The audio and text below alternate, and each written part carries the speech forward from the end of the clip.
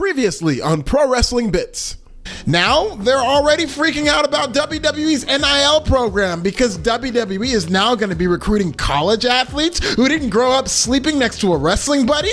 Oh no! Athletes who don't watch wrestling? When has recruiting an athlete with no pro wrestling background ever worked out in this business? More on that next time. Hold up.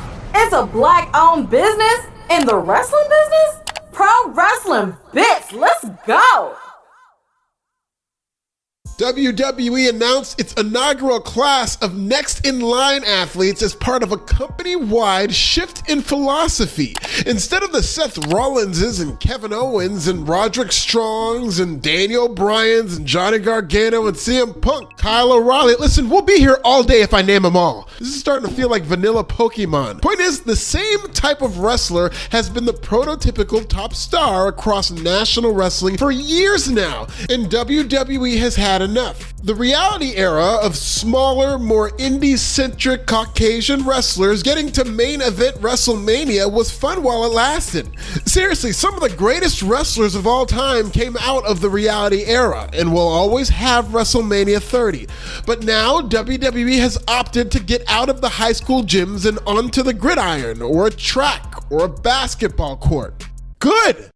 A lot of fans are panicking that here goes Vince, he's only got one type and he's loading up on big guys, as if hardcore wrestling fans have this diverse palette for what they like in a top star.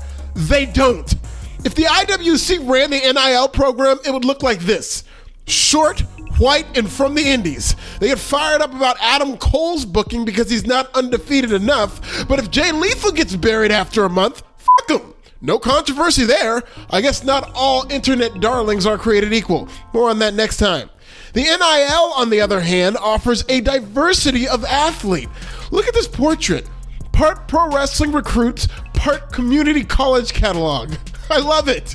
We've got Latinos and Nigerians, West Africa in the household, black women and black men, Italians, future Hurt Business member and GOAT Gopher Gable f***ing Stevenson, and twins. There's something for everybody in this class, but if the IWC ran the NIL program, it would just look like this. You're goddamn right I ran that bit back. This took me like an hour on Photoshop. I'm gonna get the most out of it. God, look at him. This is like the Brady Bunch with baby oil. Anyways, I don't know about you, but I'm getting a little burnt out on all the indies to riches origin stories that define most of this business right now. Let's get some new. Do you like Braun Breaker? Because he was an NIL recruit before it was even a thing. Some of the greatest wrestlers in history were. Pro wrestling will forever go in cycles, and in its latest attempt to win back casual fans, WWE is cycling out the internet darlings. Now, let's not be the cry WC, they'll be back during a future cycle, I'm sure. Still, WWE's NIL program has polarized a mostly hardcore wrestling audience, sending the internet wrestling community into a panic. After years of pushing smaller wrestlers with indie pedigrees, WWE has simultaneously seen its viewership dwindle year over year.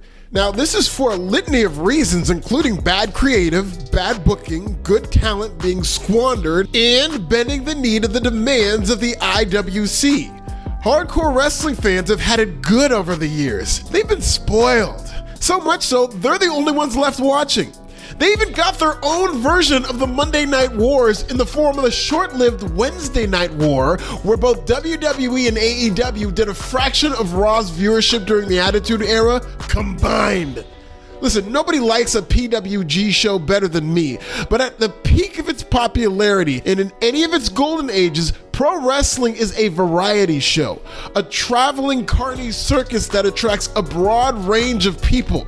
That's just not happening anymore in either wrestling company during an age where internet darlings have their fingerprints all over the business.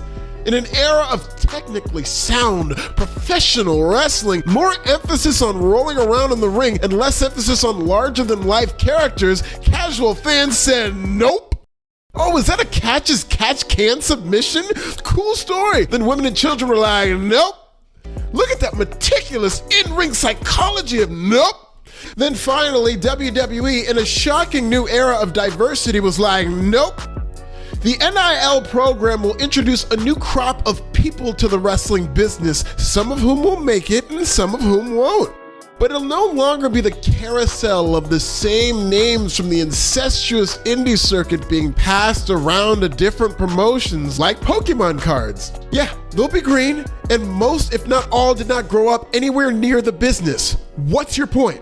By that logic, we'd never have a Bianca Belair, recruited by Mark Henry, shout out to him. Brock Lesnar didn't grow up a wrestling fan, neither did Bobby Lashley or Goldberg. I'm not gonna waste any more time proving this point. For hardcore fans, the silver lining is that this incoming class of super athletes is just gonna make the endangered internet darlings stand out even more. Just you wait, once the dirt sheets start up with their narratives of their favorite indie alums getting buried by some 22-year-old track star, fans will furiously rally around them and fight the establishment in ways that could create the next Daniel Bryans circa 2014 or Becky Lynch circa 2019.